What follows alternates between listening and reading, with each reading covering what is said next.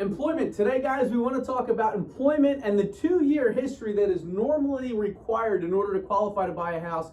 Neil had a situation today that we want to talk about real quickly. What was the situation or scenario, Neil? Well, she had one job forever. In June, she got a second job.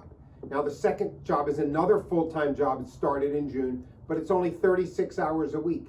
But it's paying more money than her full-time 40-hour a week. Well, guess what? We can use that as your income. I can't use 2 jobs because you haven't had 2 jobs for 2 years, but we can use the new job that she started in June, the 36 hours, and her income is way higher, and that's what you use for monthly income. You don't have to use the job that you've been there forever.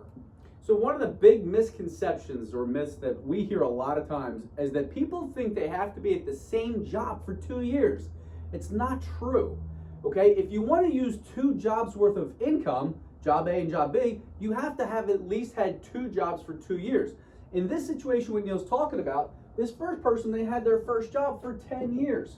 They just started. I put 1 month on here, but it was just a couple months ago that they started. June. If this job here, if the pay is more, then you can use this because you still have 2 years worth of employment history, even though you just started this job a couple months ago. If this job's income is more money, then you can use that, assuming that it's not like a part-time, 10 hours a week kind of gig or whatever, which I don't even know, maybe you could still use that. But the reality is you can use this job, okay? 36 hours a week, that's plenty enough hours to make it look like a full-time job. We can use that, and therefore they now qualify because their income went up about $1,000 a month from the new job.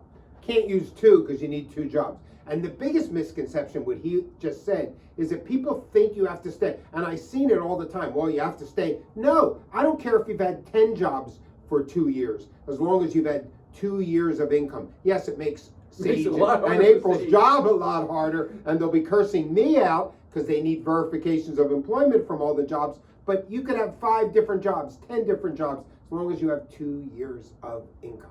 Right, so no gaps. And it's really important also, guys, this came up recently. If you have gone on unemployment at any point in time in this 2-year period, please let us know because we have to relay this to Sage and April. And if we don't, then they get upset with us, and they should be because we should find this stuff out when we do our fact finder. So, anything else you want to add? Nope, that's it. You guys have an awesome day. We'll catch up with you in the next video. Stay safe.